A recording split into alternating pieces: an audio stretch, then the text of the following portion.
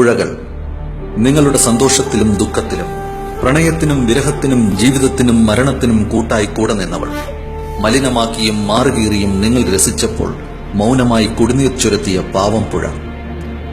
ഇതിന്റെ ഇപ്പോഴത്തെ അവസ്ഥ എന്താണെന്നറിയണം. മുൻ വർഷങ്ങളെക്കാൾ ക്രമാതീതമായി ജലാശയങ്ങൾ, ആറുകൾ, തോടുകൾ, കിണറുകൾ ഭയാനകമാം വിധം വറ്റിവരണ്ടു. ഇനിയും നാം നേരിടേണ്ടത് വരാനിരിക്കുന്ന കൊടും വറുതിയുടെ 6 മാസങ്ങൾ. ഇപ്പോൾ തന്നെ മലിനമാക്കപ്പെട്ട ബാക്കി വന്ന ജലത്തിൽ രോഗാണുക്കൾ പെരുകി മാരക രോഗങ്ങൾ നമ്മെ കാത്തിരിക്കുന്നു.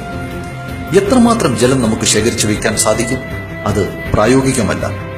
മിച്ചം വന്ന ജലമെങ്കിലും ശുദ്ധമായി സംരക്ഷിക്കുക എന്നത് മാത്രമാണ് നമുക്ക് മുന്നിലുള്ളത്. ഇനിയും സമയം പോയിട്ടില്ല. എല്ലാവരുടെയും കൂട്ടായ പ്രവർത്തനമാണ് ആവശ്യം. ബോധവൽക്കരണമാണ് വേണ്ടത്, ചർച്ചകളല്ല. നമ്മുടെ ചാനലുകളുടെ മൗനം ഒരുപക്ഷെ കുപ്പിവെള്ളത്തിന്റെ പരസ്യത്തിനായി കാത്തിരിക്കുന്നത് കൊണ്ടാവാം. എല്ലാവരെയും ബോധവാന്മാരാക്കുകയും ബന്ധപ്പെട്ട അധികാരികൾ ഉണർന്നു പ്രവർത്തിക്കുകയും ചെയ്യാത്ത പക്ഷം ക്യൂ നിന്നാലും കിട്ടാത്ത കുടിവെള്ളത്തിന്റെ വില തീരുമാനിക്കുന്നത് വമ്പൻ കമ്പനികളായിരിക്കും.